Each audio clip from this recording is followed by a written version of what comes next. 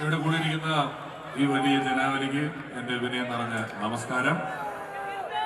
ഞാൻ ഒരു സുദീർഘമായ പ്രഭാഷണത്തിനോ പ്രസംഗത്തിനോ ഇപ്പൊ മുതിരുന്നില്ല. കാരണം ഞാൻ ഇനി ഇവിടെ ഉണ്ട്. ഇവരൊക്കെ പരിപാടി കഴിഞ്ഞ് പോകേണ്ടവരാണ്. ഇവിടെ ഞാൻ ആദ്യം എത്തിയപ്പോ അവൻ സിനിമാക്കാരനല്ലേ എന്ന് പറഞ്ഞൊരു പ്രചരണം ഉണ്ടായി. ഞാൻ പറഞ്ഞു, എനിക്ക് സിനിമാക്കാരൻ എന്നുള്ള അഡ്രസ്സിൽ അല്ലെങ്കിൽ കലാകാരൻ എന്നുള്ള അഡ്രസ്സിൽ തെരഞ്ഞെടുപ്പ് ജയിക്കേണ്ട, നല്ലൊരു UDF പ്രവർത്തകനായിട്ട് ജയിച്ചാൽ മതി. അതുകൊണ്ട് ഞാൻ ആരെയും എൻ്റെ പ്രചരണത്തിന് വിളിക്കുന്നില്ല എന്നൊരു തീരുമാനമെടുത്തു. പക്ഷെ അന്ന് തൊട്ട് ഇന്ന് വരെയും എന്നോടൊപ്പം നിന്ന് എൻ്റെ എല്ലാ സഹപ്രവർത്തകരും നീ എന്ത് മനസ്സിലാണ് പറഞ്ഞത്, ഞങ്ങൾ വരാൻ റെഡിയാണല്ലോ എന്ന് ആത്മാർത്ഥമായി പറഞ്ഞു.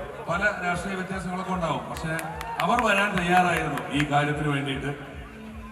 ഇന്ന് ഇവരെല്ലാം സ്വമേധയാ വന്ന ആളുകളാണ്. ഇതിനപ്പുറം ആളുകൾ വന്നതിനായിട്ടോ ഞാൻ കുറച്ചുപേരോട് മതി എന്ന് പറഞ്ഞിട്ടാണ്. ബാക്കി നമുക്ക് പിന്നെ നോക്കാം. അങ്ങനെയുള്ള സാഹചര്യത്തിലാണ് നാട്ടിൽ നസീറിനും ജോർജ് ചേട്ടനും ഷാജോൻ ചേട്ടനും ഈ നമ്മുടെ കേശവമ്മ എല്ലാവരും, ഷാജി ചേട്ടനൊക്കെ പാലക്കാടിലെ എല്ലാവരും, വിപിനും എല്ലാവരെയും ഞാൻ പറയണേ, പേരെടുത്ത് പറയാം, നോബി, എല്ലാവരും ചേർന്ന് ഞങ്ങളുടെ ഒരു സംഘടനയുണ്ട്, മിമിക്രി ആർട്ടിസ്റ്റ് അസോസിയേഷൻ. ആ സംഘടന പറഞ്ഞു ഒരു പരിപാടി ചെയ്യണം. ഇതിന്റെ അറേഞ്ച്മെന്റ്സും ഈ കണ്ട പ്രൊഫൈലും ഒക്കെ ഇവരുണ്ടാക്കി തന്നതാണ്. അവരോട് ഞാൻ ഹൃദയപൂർവ്വം നന്ദി പറയുന്നു. ഒരാൾ അവൻ സിനിമാക്കാരനാണ്, രാഷ്ട്രീയക്കാരനല്ല എന്നൊക്കെ പറയുന്നത് സത്യത്തില് അങ്ങനെ ചിന്തിച്ചാൽ ഇവര് വോട്ടർമാരെ എങ്ങനെയാണ് കാണുന്നത് എനിക്കറിയില്ല. കേരളത്തിലുള്ള കൊച്ചു ഗ്രാമങ്ങളിലെ ചായക്കടയിൽ ഒരു ചായ കുടിക്കുന്ന ആൾക്ക് പോലും രാഷ്ട്രീയ ബോധ്യങ്ങളുണ്ട്, രാഷ്ട്രീയത്തെ കുറിച്ച് നല്ല അറിവുണ്ട്.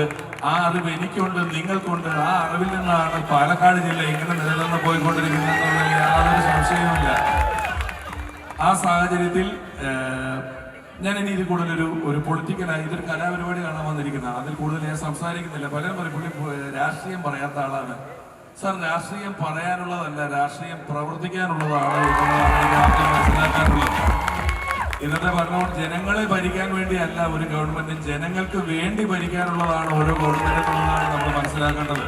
ജയിക്കുമ്പോഴും ഞാൻ പലപ്പോഴും പറഞ്ഞിട്ടുള്ളത് പോലെ ഒരു പാട്ട് മത്സരത്തിന് ഞാൻ ജയിച്ചാൽ ഞാൻ ജയിച്ചു എന്ന് പറയാം, ഞാൻ ഒറ്റക്ക് പാടണം. ഒരു ഓട്ട മത്സരത്തിന് ഞാൻ ജയിച്ചാൽ ഞാൻ ജയിച്ചു എന്ന് പറയാം, കാരണം ഞാൻ ഒറ്റക്ക് ഓടണം. പക്ഷെ ഒരു തെരഞ്ഞെടുപ്പിന് അങ്ങനെയല്ല. എനിക്ക് മത്സരിക്കാനേ പറ്റൂ, ജയിക്കാൻ പറ്റില്ല, ജയിപ്പിക്കാനേ പറ്റുള്ളൂ. ജയിപ്പിക്കാൻ പറ്റുന്നത് നിങ്ങൾ ഓരോരുത്തരും എൻ്റെ കൂടെ ഉണ്ടാകുമ്പോഴാണ്. അപ്പൊ ഞാൻ ഇനി ഇവരുടെ സമയത്തിൽ നിന്ന് കാര്യമായി ഒന്നും അപഹരിക്കുന്നില്ല. ഞാൻ തെരഞ്ഞെടുപ്പ് പര്യടനം അവസാനിച്ചിട്ടില്ല. അവിടെ കുടുംബസംഗമങ്ങൾ ഇനിയും നടക്കുന്നുണ്ട്. സത്യത്തിൽ ആദ്യത്തെ ഈ വേദിയിൽ ഞാൻ വരണ്ട, ഇവര് ചെയ്തോളൂ ഓർത്തു. പക്ഷെ ആതിഥേയ മര്യാദ എന്നൊന്ന് നമുക്ക് മലയാളികൾക്ക് എപ്പോഴും ഉണ്ട്. ഇവരെല്ലാവരും ഇത്രയും തിരക്കുകൾക്കിടയിൽ, അവരുടെ കലാജീവിതത്തിനിടയിൽ, നമ്മുടെ വർത്തമാനകാല രാഷ്ട്രീയ സാഹചര്യത്തിൽ ചിലപ്പോൾ ഇവർ ഇന്റർനെറ്റിൽ രണ്ടുപേര് ചീത്ത വിളിക്കും. അത് കേട്ടാലും ഈ ഒരു കാര്യത്തിനകത്തൊരു നന്മയുണ്ടെന്ന് വരണമെന്ന് വിചാരിച്ച് വന്നവരാണ്. ഞാൻ ഇവിടെ കൂടിയിരിക്കുന്ന ജനാവലിക്കും എന്നോടൊപ്പം ഈ വേദിയിൽ നിൽക്കുന്ന ഞാൻ ഗുരുക്കന്മാരായി കണ്ടു തുടങ്ങിയവർ മുതൽ സഹപ്രവർത്തകരായി ജർമ്മൻ ഉൾപ്പെടെ എനിക്ക് ശേഷം വന്ന ബിബിൻ ജോർജ് ഉൾപ്പെടെ ഉള്ള ഒരുപാട് ആളുകളുടെ സ്നേഹം ഈ വേദിയിൽ നിന്ന് എനിക്ക് അനുഭവിക്കാൻ സാധിക്കുന്നു. ഞാൻ അതിൽ ഷാൻ ചേട്ടൻ ഉൾപ്പെടെ എല്ലാവരുടെയും ഞാൻ അതിൽ കൃതാർത്ഥനാണ്. ബാക്കി ഞാനിപ്പോ ഒന്നും പറയുന്നില്ല, ബാക്കി ഇവര് പറയട്ടെ. എന്നിട്ട് ഞാൻ ഒരു സൈഡിൽ കൂടെ അടുത്ത പരിപാടിക്ക് പൊക്കോളാം. ഇവിടെ നിങ്ങൾക്ക് ഗംഭീര പരിപാടി ഗ്യാരണ്ടിയാണ്.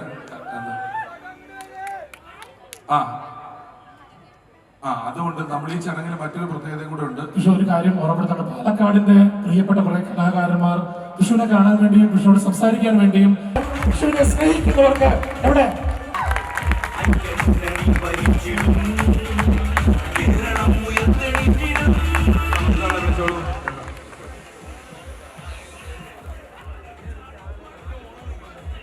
അതുപോലെ തന്നെ ഷീജ പത്താംകുളം 65 വയസ്സായി, ഡാൻസ് കലാകാരിയാണ്. കൈകൊട്ടിക്കളി, അതുപോലെ തിരുവാതിരകളി, നൃത്തനൃത്യങ്ങൾ തുടങ്ങിയ കഴിഞ്ഞ 25 വർഷമായി പഠിപ്പിച്ച് വിവിധ വേദികളിൽ പ്രോഗ്രാം ചെയ്തുകൊണ്ട് വരുന്ന ഒരാദരവ് നൽകിയാണ് ഈ വേദിയിൽ വെച്ച് നിറഞ്ഞ കൈയ്യടി കൊടുത്തുകൊണ്ട് നമുക്ക് വേദിയിലേക്ക് സ്വാഗതം ചെയ്യാം.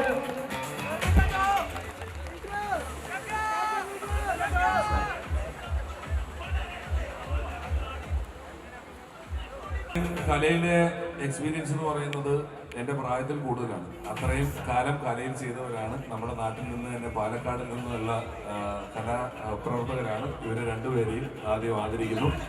അത് ഞാൻ ആദരിക്കുന്ന, നിങ്ങൾ എനിക്ക് മുകളിൽ ആദരിക്കാൻ അർഹതയുള്ള ആളുകളുടെ നസീർ നസീർക്ക ആദരിക്കൂ.